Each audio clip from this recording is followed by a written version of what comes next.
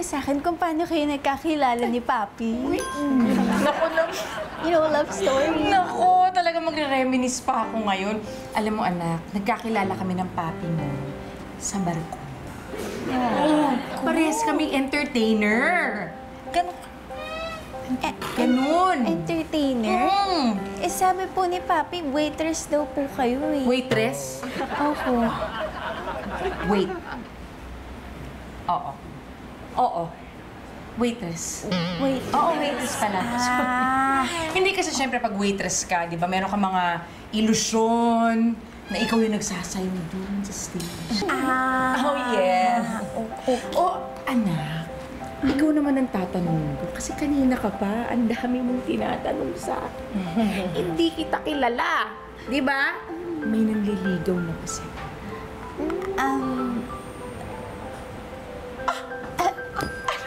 Ay, naku! Namumula ka. Alam mo,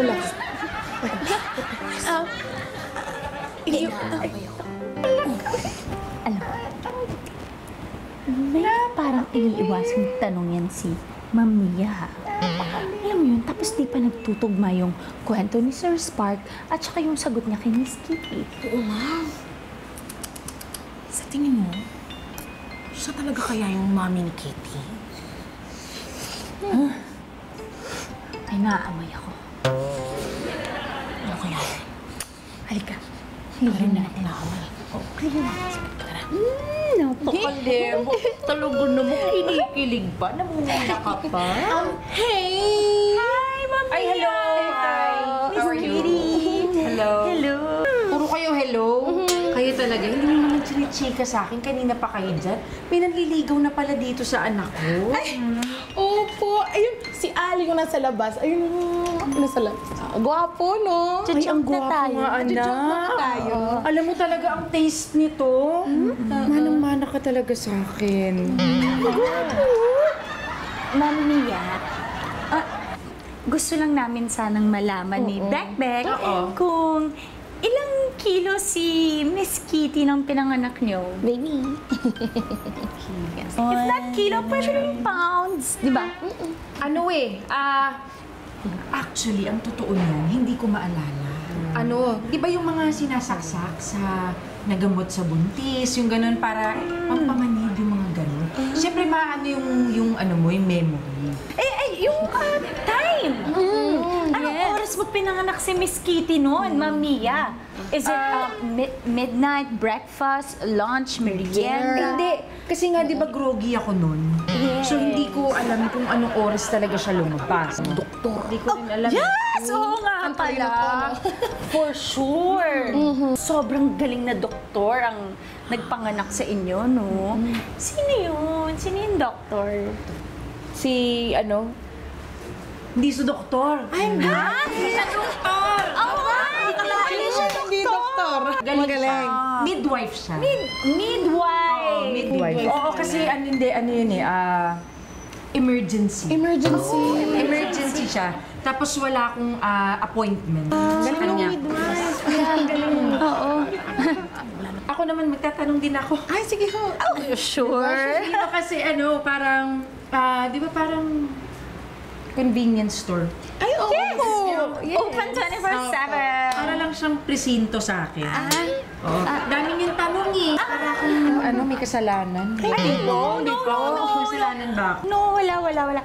Hindi kasi parang nakakapagtaka lang dahil yung mga importanteng detalye sa pagpapanganak kay Miss Kitty, parang wala kayong isang alaman. Ay, bakit ba? Ikaw ba alam mo? Hindi. O, hindi mo pala alam eh. Dahil mo sinasabi. Hindi mo alam. Ikaw naman. Alit lang. Please. Sorry, ho.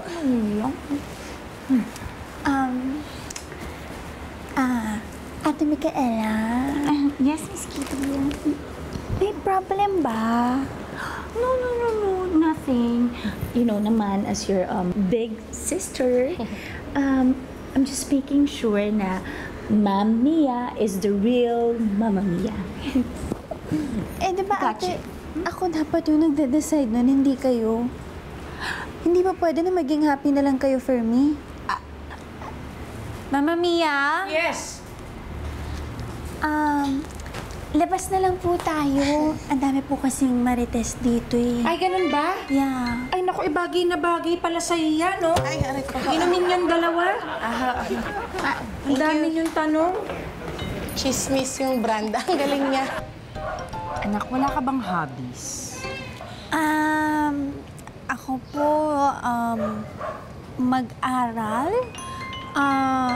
tumulong sa store, alagaan si Papi, tsaka, yun, umacting. Puro ganon? Wala ka man lang activity, yung parang sports, ganon, or yung mga involving gumagalaw, yung mga ganon. Wala po eh, tsaka hindi na naman kasi ako pinapayagan ni Papi lumabas masyado. Ay, naku naman. Bakit naman ganon? Marunong ka ba sumayaw? Marunong ka Yes, of course! Manang-mana ka talaga sa akin. Ganito, merong dance studio dyan. Nakita ko, dyan sa may kanto. Gusto mo, sumama ka sa akin doon, tapos tuturuan kita magsayaw. Kasi ang mama mo, talagang professional dancer ako talaga. Dance studio? Magaling po kayong sumayaw? Super! Hindi ko ba na-mention? Parehong kaliwa ang paa. Kaya pag nagtsatsayaw, nako, sure, durog ang paa ng kapartner. Hindi marunong sumayaw eh. Uy! Huh? Ano ka ba? Medyo nanghang ka doon, ha? Hindi, Nangyari? naalala ko lang po na may kailangan pala akong gawin sa store. Balik na po tayo. Ay, babalik na doon? Opo, tara. Agad? Opo, may naalala ko bigla. Hoy! Ano na? Kamusta na ang banding na mag-ina ko? Ha? Ayos ba? Okay na po, Papi. Anong okay na po? Okay na, Papi. Tapos na po yung play. Pwede na tayong bumalik sa normal.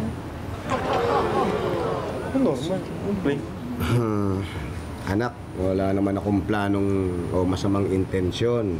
Ang gusto ko lang naman, maranasan mo na magkaroon ka ng nanay kahit mga ilang araw lang. Naiintindihan ko naman, Papi, kung bakit po ito ginawa. I love you. Love you, Papi.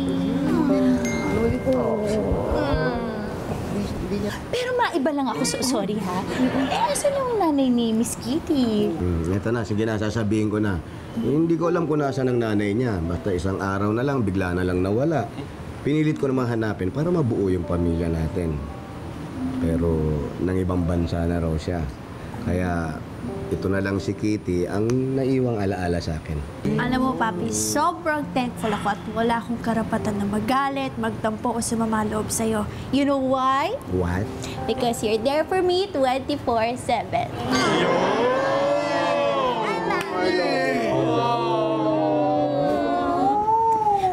Pero, Papi, Mia po talaga yung pangalan ni Tita Mia. Siyempre. Oo. Hindi naman kami talagang sinungaling. Oo. Hindi naman super. May sagad. Hindi naman ganun. In between only. Oo, in between. Pero, Tita Mia, gusto ko lang din po mag-thank you sa inyo kasi alam ko naman po na gusto niyo lang tumulong at nag-try po talaga kayo. Alam mo, Kitty, ginawa lang naman namin ito kasi talagang mahal na mahal ka namin.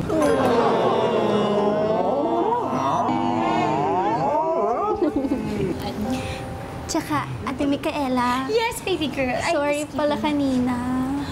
No, it's okay. You know naman your ate is looking out for you lang. Yes. Looking out. Looking out. Oh, and of course, Tito Easy, thank you kasi lagi po kayong honest and loving sa akin. Siyempre naman, mahal ka namin dito lahat.